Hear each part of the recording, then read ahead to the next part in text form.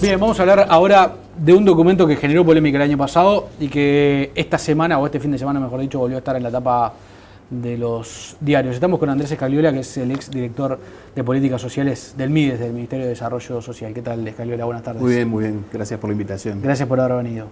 El documento del que hablamos, usted lo trajo, lo tiene ahí arriba. La guía de educación y diversidad sexual. Ahí está. Generó mucha polémica el año pasado cuando comenzó a distribuirse y el Observador informó el fin de semana que se decidió encajonarla directamente y elaborar un documento nuevo que va a tener como insumo esta guía, además de otros aportes. Empecemos por el principio. ¿Qué motivó la elaboración de esa guía? Mirá, esta guía fue una licitación que abrió IMujeres, el Instituto Nacional de las Mujeres del MIDES, precisamente porque digamos, hay un vacío importante en la educación pública uruguaya, pública y privada, claro, en relación a la educación sexual en términos generales y en particular a la educación vinculada a los temas de diversidad sexual. Hay problemáticas en el sistema educativo que rompen los ojos y que tienen que ver con situaciones de acoso escolar, claro, que tienen que ver con desconocimiento por parte de los docentes de cómo interactuar con estas situaciones, que tienen que ver con la desvinculación de las personas trans de la educación pública y, bueno, privada en su caso, pero que, bueno, que es cuestión de todos los días. Nosotros, desde la Dirección de Políticas Sociales, en el periodo anterior, investigamos sobre, bueno, qué pasaba con las personas que de alguna manera se identificaban con un género que no era el de su sexo de nacimiento, y bueno, y lo que vimos es que el 70% de ellas no terminan siquiera el ciclo básico, cuando el 70% del promedio de todos los uruguayos, claro, lo terminamos, ¿no? Entonces, hay una situación en la educación pública y en la educación en general que es muy complicada, de no saber cómo trabajar y de situaciones que hacen que los jóvenes y las jóvenes se desvinculen de la educación. Y bueno, y esta apuesta, como digo, del Instituto Nacional de las Mujeres, que nosotros obviamente en su momento respaldamos en su totalidad, apuntaba a llenar ese vacío. Una vez que se presentó, bueno, ya todos creo que conocemos, sí, este proceso en donde se la impugnó públicamente, el delegado o el representante del Partido Nacional en el Consejo Directivo Central planteó paralizar la distribución de la guía y finalmente el resultado lo vimos ahora con una resolución del 24 de febrero de este Consejo Saliente que resuelve no distribuirla ahí. Me parece que todo esto está rodeado de mucha desinformación. Hay un elemento que es importante y es que esta guía en realidad se pensó para los docentes, no para los estudiantes. Es una guía didáctica de apoyo a los docentes. Pero tiene material para aplicar con para los talleres ¿no? y distintas dinámicas para aplicar con los estudiantes. Claro. Pero es una guía para los docentes. Sí. Y además se había pensado una primera etapa, que es la que no se va a realizar, que era su distribución a docentes para que los docentes pudieran evaluarla y hacer devoluciones que buscaran mejorarla. Eso es lo que a partir de la última resolución quedó en el cajón. ¿Usted está de acuerdo en que está encajonado, digamos, que no se va a utilizar la guía? A ver, yo lo que digo es que es una muy buena guía, que siento que en todo este proceso, buena parte de los actores que han intervenido en este proceso no la han leído. Incluso por lo que vamos conociendo. Yo la resolución del Codicen no la conozco porque no se hizo pública. Sí tuvo el acceso al observador y construyó un artículo en base está publicada pero en la web de la ANEP no está publicada, tampoco está publicada en su integralidad en los distintos medios. Y por ejemplo en esa resolución se habla de la libre orientación sexual, pero nada se dice de la identidad de género, que son dos cosas distintas. La orientación sexual es qué género te atrae, si te atraen los de tu mismo género o de otro género, y en función de eso uno es heterosexual, homosexual, bisexual. Pero otra cosa es la identidad de género, que es quizás el tema más que más desarrollaba la guía. Que más desarrollaba y de los más pesados, los más complicados, los que más exclusión social generan en el Uruguay, que tiene que ver con esas personas que nacen con un determinado sexo y que después se identifican con otro género. Y en la resolución, por lo que yo conozco, que es a través de los medios, nada se dice de eso y a mí me preocupa. Y yo tiendo a pensar, pero esta es una especulación mía, una hipótesis, que quien redactó esa resolución no sabe la distinción entre orientación sexual e identidad de género. Y por eso pensó ¿por qué dice eso? Y porque no lo dice explícitamente, y todos quienes hemos trabajado esta temática sabemos que son dos cosas muy distintas. aunque hay muy poca educación sexual en la sociedad uruguaya para distinguirlos. Ahora, ¿qué atribuyen ustedes que se haya tomado esta decisión al final del gobierno anterior? Pero es una decisión que va a involucrar a este gobierno, obviamente. Bueno, hablo ahora por mí, porque yo soy ex director de políticas sociales. A ver, en primer lugar, creo que es un retroceso. Creo que cuando uno está peleando por los derechos humanos y por una sociedad más abierta, todo lo que no avanza es retroceso. Esto es como ir contra la corriente. Si vos te dejas llevar, vas para atrás. Entonces, para mí esto no es un parate, es un retroceso. Hay una comisión formada, desconozco si tiene plazos, porque este es el país de las comisiones sin plazo, ¿no? Cuando se quiere enterrar un tema, generalmente se forma una muchas comisión, veces, ¿no? Una comisión es intentar sacarse el tema de arriba. Se forma una comisión, y bueno, estoy comentando la resolución, ¿no? Pero se forma una comisión en base a representantes de la inspección de cada uno de los subsistemas del sistema educativo.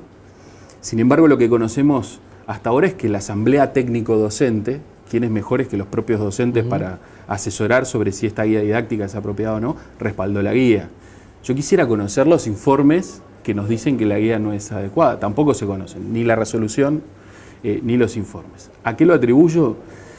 Y yo creo que de alguna manera la campaña del miedo que inició el consejero Corvo en los últimos meses del año pasado, y que las intervenciones públicas de la Iglesia Católica y de sus jerarquías tuvieron algún tipo de influencia sobre los que toman las decisiones. Ahora, ¿es realista pensar que Corvo tenía tanto peso dentro del CODICEN como para doblarle el brazo primero al CODICEN y luego condicionar al futuro gobierno?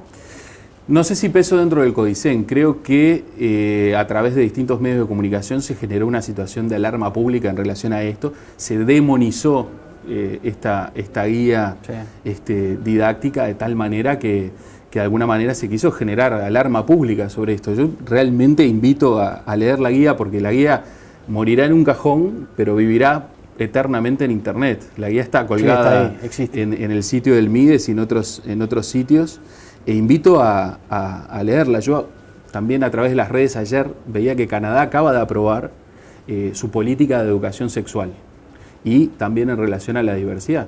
Y yo diría que casi que no hay diferencias, ¿no? Entonces, si algunos países del primer mundo son referencia para nosotros, deberíamos ver lo que están haciendo y no caer en este tipo de situaciones en las que se retrasan algunas cosas que son súper necesarias, ¿no? Claro.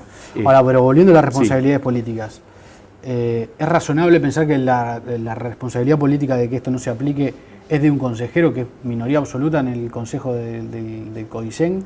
No, y además, un consejero que no sigue ya, ¿no? Ya ahora se cambian las autoridades del CODICEN y no va a seguir ni él ni su partido en esa representación. Hoy es una resolución, al parecer redactada por el consejero Corvo, pero asumida por el órgano colectivo, digamos, ¿no? Entonces la responsabilidad es de las autoridades de la educación, de la Administración Nacional de Educación Pública.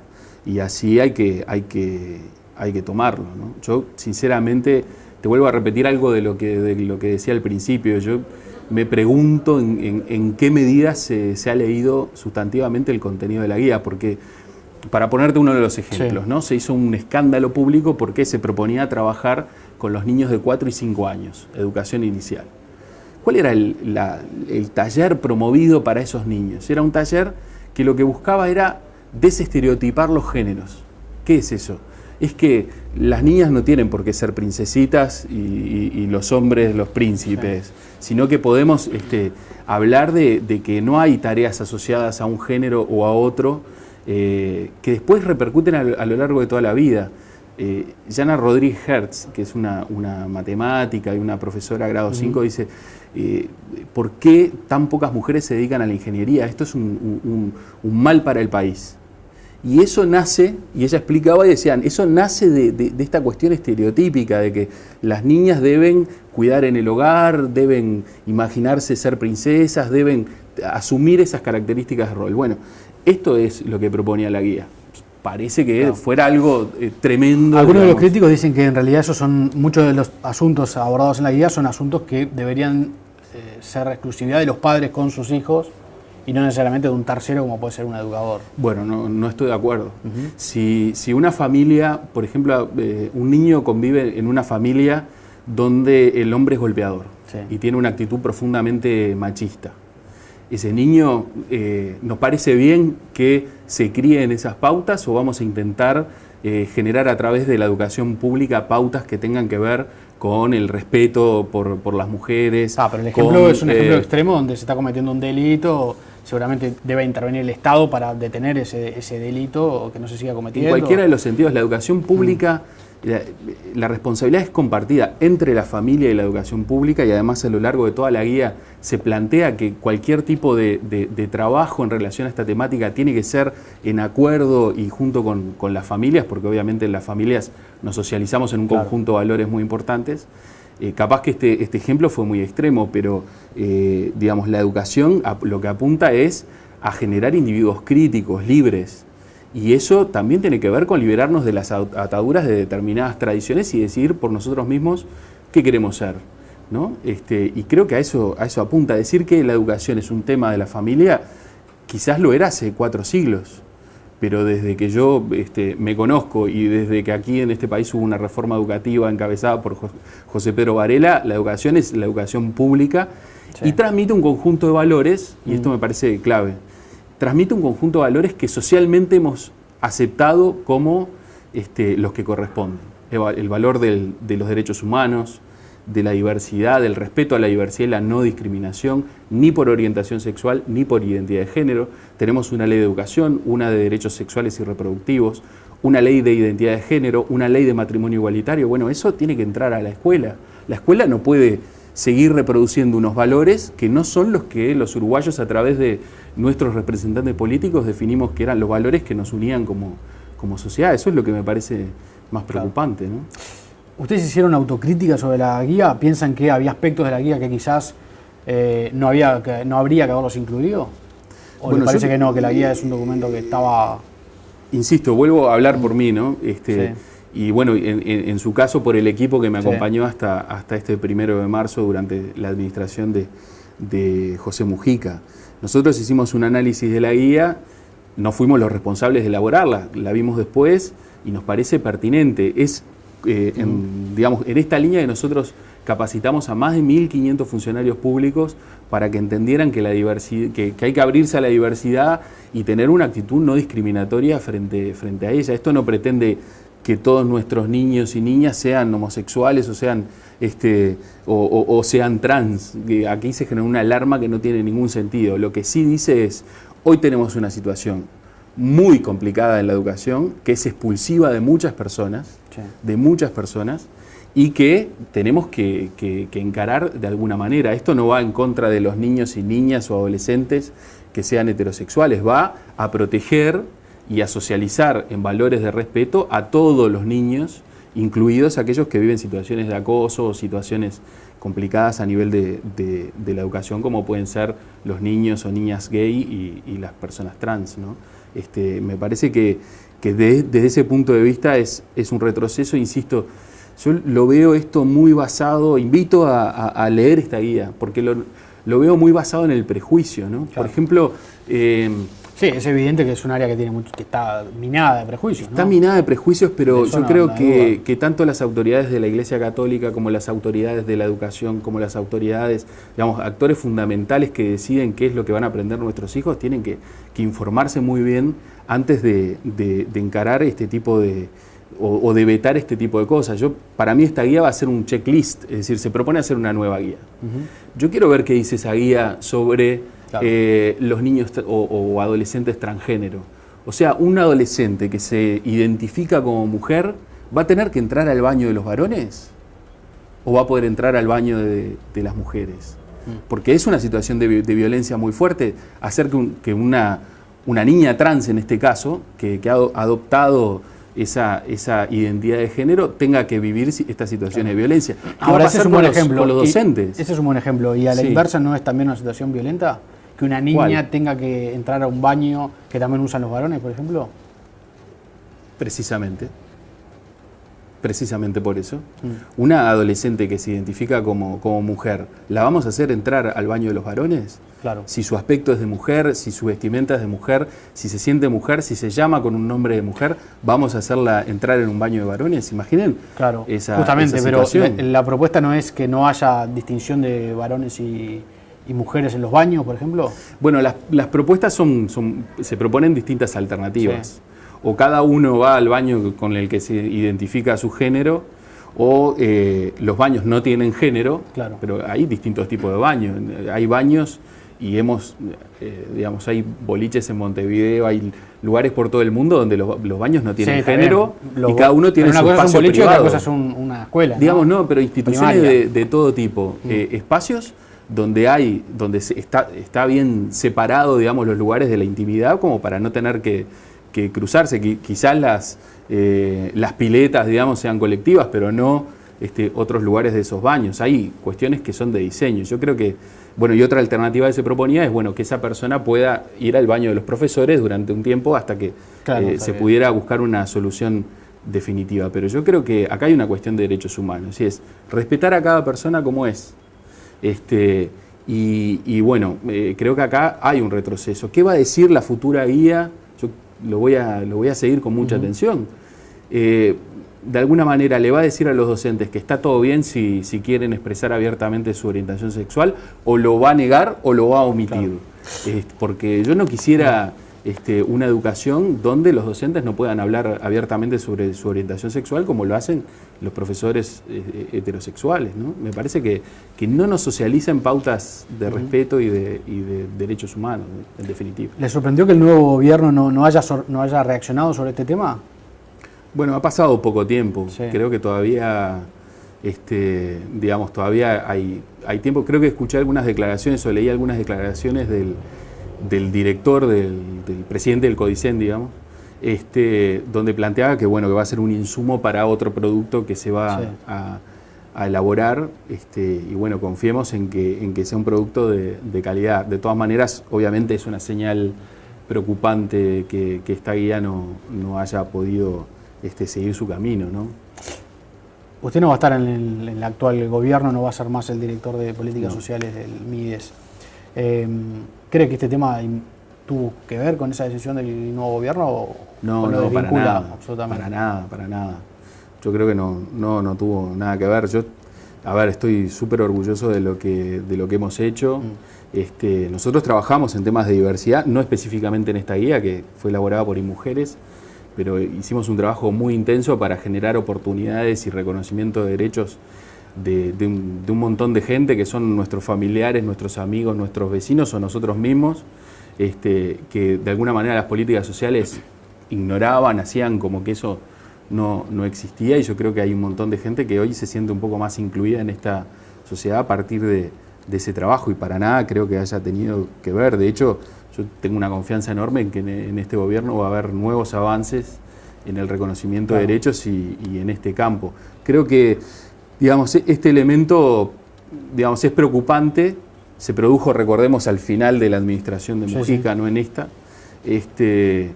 Habrá que seguir de cerca, pero tengo confianza y alguna gente hay alguna gente que tiene responsabilidades públicas y que está muy comprometida con esta temática, y yo confío que van a seguir por este camino, que además es irreversible. Es un camino que abrieron los movimientos sociales en Uruguay, que no son otra cosa que la gente reclamando sus derechos, y que puede avanzar más lento o menos lento, pero que es irreversible. Vamos hacia un país cada vez más inclusivo, más plural, más respetuoso de la diversidad sexual, no tengo ninguna duda. ¿A nivel personal lo sorprendió no seguir vinculado al nuevo gobierno? ¿En ese cargo o en otro? Bueno, yo esto lo comenté en algún otro medio. A mí me sorprendió básicamente que a partir de una gestión que razonablemente distintos actores interpretan como muy buena, no sea parte de este gobierno. Y después de una campaña muy fuerte, yo trabajé mucho para que este gobierno llegara a este tercer periodo. Sinceramente, creo que Uruguay requiere seguir avanzando. De todas maneras, las nuevas autoridades están en todo su derecho, yo no cuestiono eso. cada uno arma el equipo con el que... Pero habrá hecho alguna lectura personal en estos meses, alguna interpretación, bueno, meta-interpretación. No sé, la estoy haciendo. Tampoco quiero concentrarme demasiado en eso y quiero mirar para adelante, ¿viste? Generar otros proyectos, seguir trabajando por las mismas cosas, pero desde otros lugares. Me parece que tampoco un cargo de responsabilidad pública sea imprescindible para trabajar esta temática. Hay muchas otras esferas que está bueno que está bueno dinamizar y seguir en esta línea, ¿no? La política es ingrata a veces. Bueno, la política es un espacio donde juega lo que haces y tu gestión y lo que aportás, pero también juegan otras variables que tienen que ver con el poder, con los equipos que cada uno arma y que bueno, son parte de la política y está bien que así sea. Yo no cuestiono eso. De hecho, vos me decías, bueno, evaluando, son muy pocos días porque claro, hace una semana que terminó el periodo anterior. Yo creo que muchas de las cosas que hicimos siguen con un mismo discurso, con una misma orientación. Para mencionar dos, sistema de cuidados. Sí. Yo he visto las apariciones públicas de Julio Bango, que es un tipo muy formado, muy comprometido con esa temática, y veo que vamos en la misma línea y a mí me satisface. O sea, eso es lo que uno en definitiva busca, más allá de la suerte de uno, es, bueno, ¿qué pasa con las ideas que promoví en determinado momento? O que promovimos, porque ahí hay un equipo grande. Y por otro lado, en diversidad sexual yo creo que las señales que tengo son que se siguen por el mismo camino, el mismo grupo técnico, que es muy potente y que sigue adelante. O sea, el primer gesto de la nueva administración fue que este grupo siguiera trabajando, más allá de quien era el responsable político, claro, hasta ese momento. Y bueno, eso es lo que más me gratifica. Después, bueno, si uno está aquí o está allá, son cuestiones de la vida y de la política. Gracias por haber venido. Bueno, gracias a vos. No, vale. Hacemos una pausa, ya seguimos.